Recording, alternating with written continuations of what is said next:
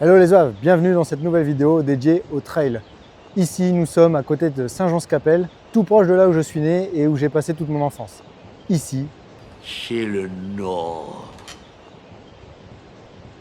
Ce week-end, je vais me lancer sur le trail du Mont des Flandres, aussi connu sous le nom de NTMF. Au programme, 115 km, environ 2000 mètres de dénivelé positif pour 15 heures de course et surtout un départ en plein milieu de la nuit. Et ça va piquer un peu. Mon objectif sur ce week-end, c'est de tester mon équipement, ma nutrition, ma condition physique et mentale en vue de prendre le départ pour ma course de l'année qui aura lieu dans 2 mois, qui est le 90 km du Mont Blanc. Et cette fois-ci, j'aurai la chance de participer à la course avec une bande de joyeux guélurons qui sont en train de jouer à la pétanque ici et qui participeront à l'une des 6 autres distances qui est proposée par la NTMF, allant de 13 km à 115 km. Et pas mal de mes amis aussi d'enfance seront également présents sur les rangs ce week-end et ça sera vraiment top de les revoir. Allez, on est prêt, on y va, c'est parti. Bon, alors au lieu d'aller sur le salon ou retrait des dossards où tout le monde sait à peu près comment ça marche, c'est juste on retire les dossards et après il y a une étalage de stands comme au marché mais spécifiques au trail. Je pense qu'il est plus intéressant de vous expliquer comment j'organise ma nutrition sur un 100 km. Donc déjà, première étape, utiliser le site. Alors moi j'utilise le site Bitrail qui regroupe toutes les courses qui existent en international dans le monde et qui retrace les résultats année par année de chaque concurrent, sur lequel tu peux aussi créer ton propre profil et historiser tes propres courses et tes propres résultats.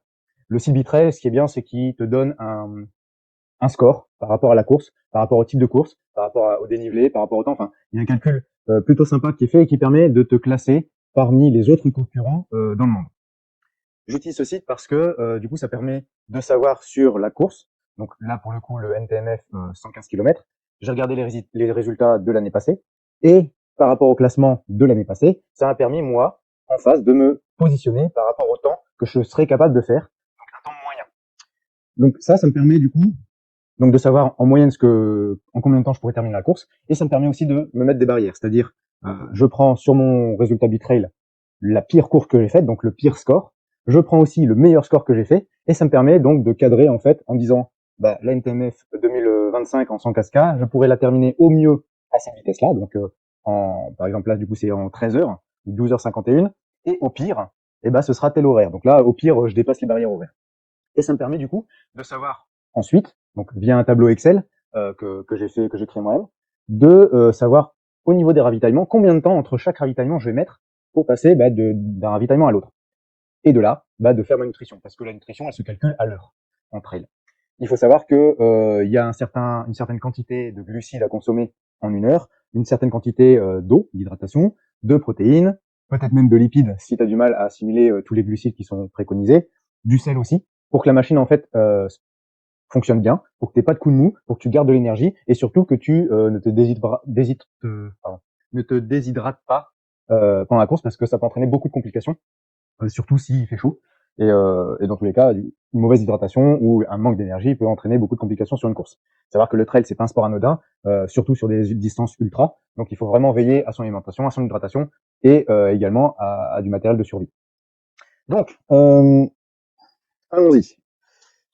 Je vais mettre une photo par-ci par-là, je sais pas encore où sur l'écran, mais je vais mettre une photo de la nutrition que j'ai prévu de prendre avec moi. Donc, à la différence avec le trail de Nice que j'ai fait l'année dernière, qui était aussi en 105 km, 108 km, je crois, où là j'avais une assistance. Donc, c'est-à-dire que j'avais donné mon ravitaillement à mon assistance et à chaque fois que je l'ai croisé, donc à chaque ravitaillement, il me rechargeait mon sac. Là, j'ai tout prendre avec moi, la totale. Donc, j'en ai profité pour changer de sac aussi. J'en ai pris un donc de la marque Instinct en version 12 litres. Pourquoi j'ai pris cette marque-là? Parce que déjà c'est une marque qui est française, qui est assez peu répandue, qui misait beaucoup sur la partie évacuation de la chaleur dans le dos, et aussi qui est complètement étanche. Sur la grande poche qui est ici, même s'il pleut, pas étanche mais au moins ça résiste à l'humidité, donc quand il pleut, tes affaires à l'intérieur sont pas mouillées. Et autre chose, parce qu'il y a une petite poche en haut au niveau de la nuque, donc facile pour attraper le vêtement de pluie, et enfin parce qu'il y a beaucoup de compartiments. Donc, je vais regarder vite fait, avant de parler de nutrition, les compartiments. Donc la poche principale, où on peut mettre énormément de choses, regardez, c'est un 12 litres, et pourtant on peut mettre beaucoup de choses. tout est compartimenté comme si c'était une valise cabine en fait pour partir en avion. Donc il y a des petites poches ici à scratch, il y a des poches là, enfin voilà, c'est vraiment bien fait. Il y a des poches à l'avant, à l'arrière, en dessous, enfilées. Vous pouvez tout attraper facilement et rapidement sans se contorsionner dans tous les sens. Mais je vais pas m'attarder là-dessus parce que c'est pas l'objet de ce petit point. Regardez, là il y a aussi des poches là, il y a aussi des poches là en dessous. On peut mettre les bâtons et on peut mettre. Enfin, je referai peut-être une vidéo là-dessus plus tard. Mais l'idée aujourd'hui c'est de parler de la nutrition. Donc, on a dit la photo avec le pack de tout ce que j'ai pris et j'ai tout sectorisé par du coup par compartiment. Donc c'est-à-dire que je sais que entre le départ et le premier ravitaillement, tout ce qui est dans cette poche là, je dois l'avoir mangé. Je dois aussi avoir fini une flasque complète. Ce qui me permet d'arriver au premier ravitaillement, je remplis ma flasque. Et ensuite, je sais que entre le premier ravitaillement et le deuxième, je dois finir la poche qui est ici. Ensuite, entre le deuxième et le troisième, je dois finir la poche qui est là. Et ensuite, à l'avant, il y a un peu moins de poches. Là, j'en ai mis une de poche où c'est un ravitaillement bonus, c'est des bonbons, il y a quoi? Il y a du sel aussi, des sachets de sel, des petits trucs comme ça. Et ensuite, j'ai une ceinture. Donc, la ceinture qui permet d'accrocher le dossard, mais aussi qui est munie de plein de poches. Poches à l'avant, poches à l'arrière, etc. sur les côtés. Un des avantages, moi je trouve que c'est un avantage pour porter sa nutrition, c'est que sur cette course-là, on n'a pas le droit d'utiliser les bâtons. Donc du coup, je serai pas embêté avec les bâtons. Donc j'ai des poches en plus disponibles sur ma ceinture. Donc je sais aussi que sur ma ceinture, telle poche doit être vide avant le ravitaillement suivant, telle autre poche, etc. Donc c'est comme ça que j'ai sectorisé ma nutrition pour cette course. Et je sais aussi que pour remplir mes flasques, parce que dans mes flasques, je mets de la boisson d'endurance, donc qui contient pas mal de glucides, qui contient aussi des protéines, parce que le corps détruit en fait les muscles, grignote les muscles pour pouvoir faire de l'énergie s'il n'y a plus assez de glucides. Donc c'est bien d'avoir des protéines pour les recharger et éviter de perdre toute sa musculature et de devoir tout recommencer après la course. Donc du coup, j'ai aussi, donc je réouvre la petite poche sympa. Pour la moitié de course, un repas lyophilisé. Donc le ravitaillement avant la moitié de course, je remplirai d'eau, je l'arrangerai et puis ça permettra donc de préparer, de réhydrater en fait l'aliment qui est dedans. À savoir que avec de l'eau chaude, j'en ai pour 5 minutes, avec de l'eau froide 30 minutes. Donc on verra ce qu'il y aura comme type d'eau avant le premier ravitaillement. Mais ce qui est sûr, c'est que je vais pas aller au niveau du ravitaillement, dire tiens, hop, je vais remplir et je vais attendre 5 voire 30 minutes que ça se réhydrate pour y aller. Au pire, je la mangerai en courant. Autre chose importante que j'ai toujours avec moi, le petit PQ. On sait jamais. C'est déjà arrivé et ça arrive à tout le monde. Sur des courses comme ça où il y a au moins plus de 10 heures à courir, c'est toujours agréable de se décharger de ce qu'on a plus besoin, si on peut en dire comme ça. Donc voilà pour le point nutrition. Et puis on va voir, on se retrouve tout à l'heure pour une autre astuce. Allez, bisous.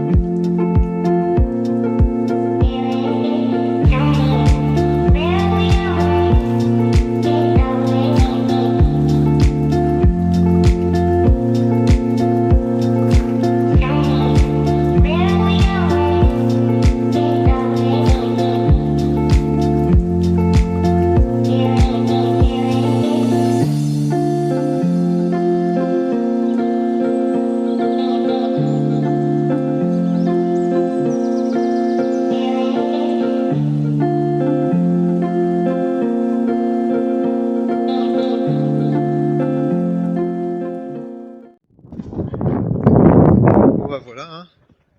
C'est jour, enfin jour, hein, pour l'instant il fait nuit. C'est le moment, on rejoint la ligne de départ tout doucement. Il commence à y avoir pas mal de monde et il fait froid. Il y a du vent. Le vent est très froid. Je suis là. On est ici avec Julie.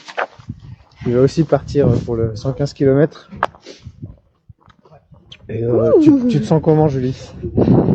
Hâte de partir parce qu'il fait froid. Ouais, hâte de partir parce qu'il fait froid. En effet. On est moins couverts que sur la Saint-Élion. On va voir comment ça va se passer. Bon, bah à tout à l'heure sur une petite départ.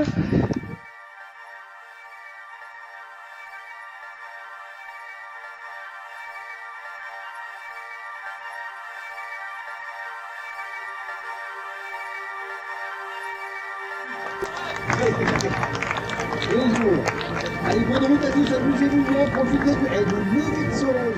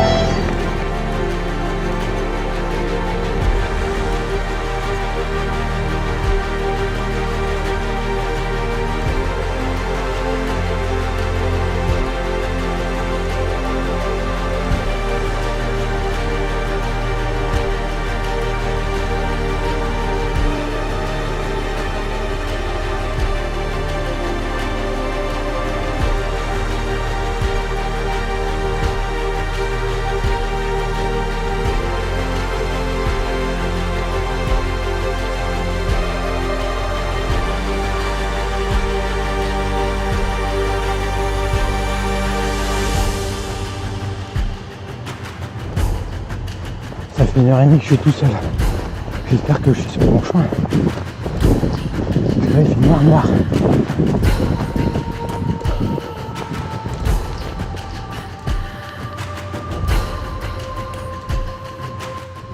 Oh, le soleil est en train de se lever. Enfin, le soleil, faut pas déconner non plus, on est dans le nord. Le jour se lève. Et je suis encore tout seul. Ah non, il y a quelqu'un qui arrive là. Ah bah ça fait plaisir parce que ça fait un petit moment que je suis tout seul. Par contre, il arrive par derrière. C'est-à-dire que j'avance pas assez vite. Donc on va repartir. Allez. Bah, je crois que c'est par là. On y retourne.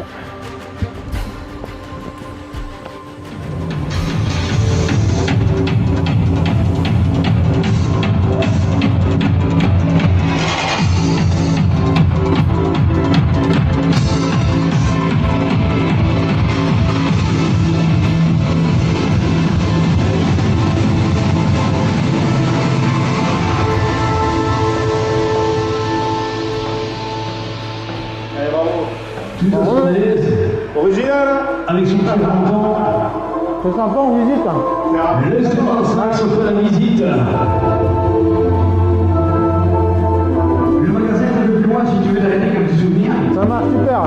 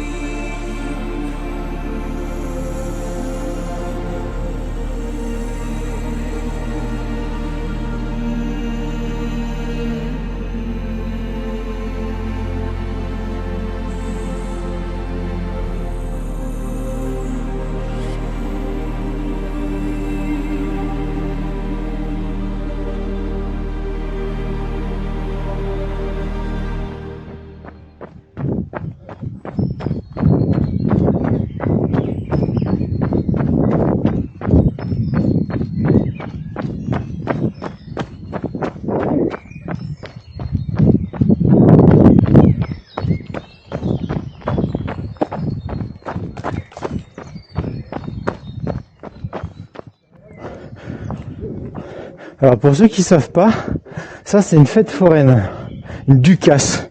On appelle ça une ducasse ici.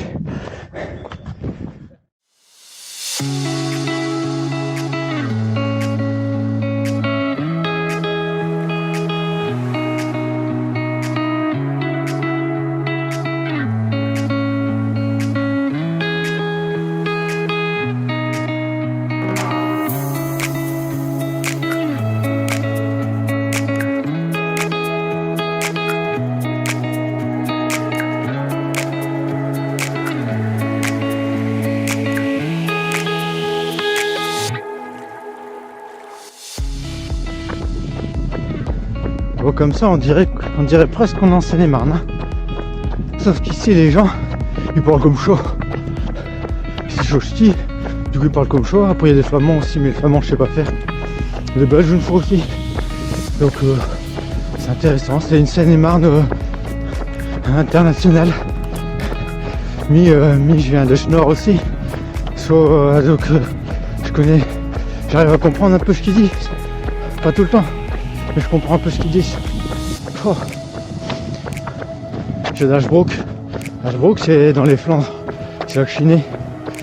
Après, j'ai fait un petit tour à Armentières avec les copains. Armentières, Ether aussi. Bailleul, Saint-Jean-Scapelle un peu. Et puis Lille. Lille, c'est un peu plus guindé.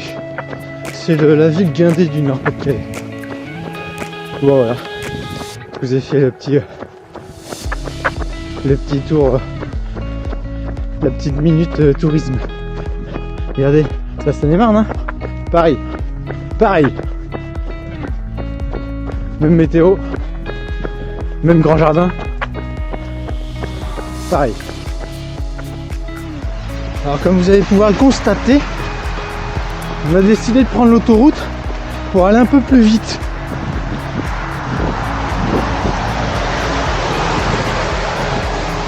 C'est l'autoroute du soleil, vous la voyez? C'est ensoleillé, hein. Bon, on se plaint, mais c'est quand même cool de courir dans la nature.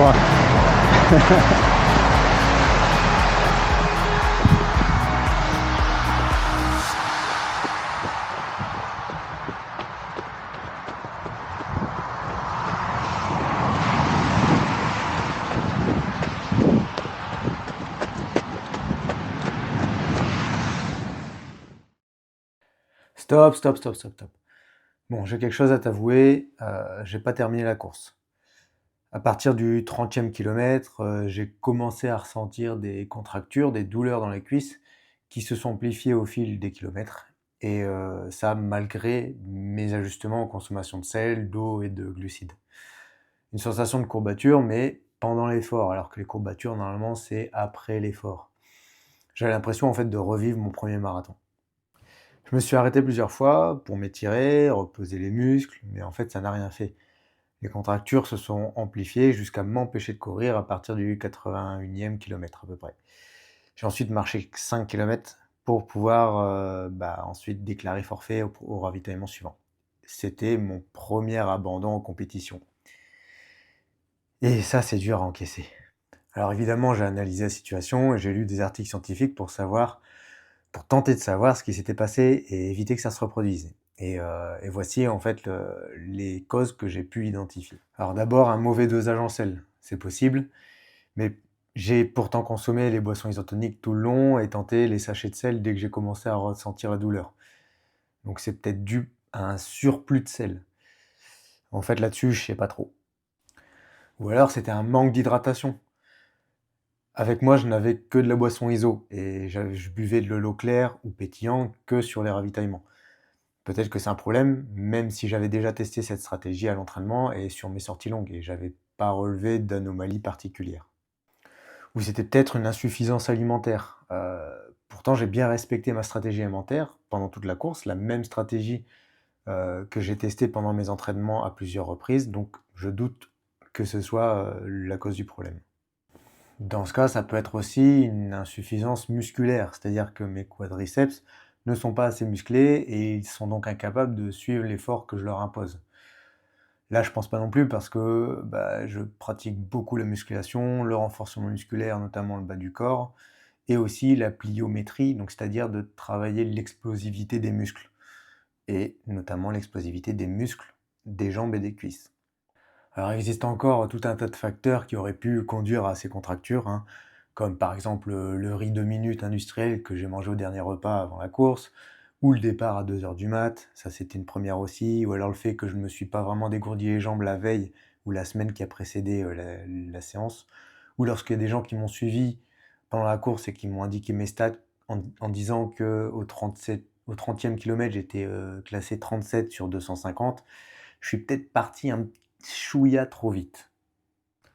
Donc au final, je sais pas trop. Va falloir que je fasse d'autres sorties longues et d'autres courses que je puisse tester toutes ces hypothèses une à une. Et je vais peut-être commencer aussi par faire un bilan sanguin pour voir au niveau des micronutriments s'il manquerait pas quelque chose ou s'il y aurait pas quelque chose en surplus. Par contre, si toi, tu as déjà ressenti ce type de douleur, des contractures ou des courbatures pendant la course, et que tu as trouvé une solution pour régler ce problème-là, je serais curieux d'avoir ta solution. Donc si tu pouvais me la mettre en commentaire, je pense que ça m'aiderait beaucoup.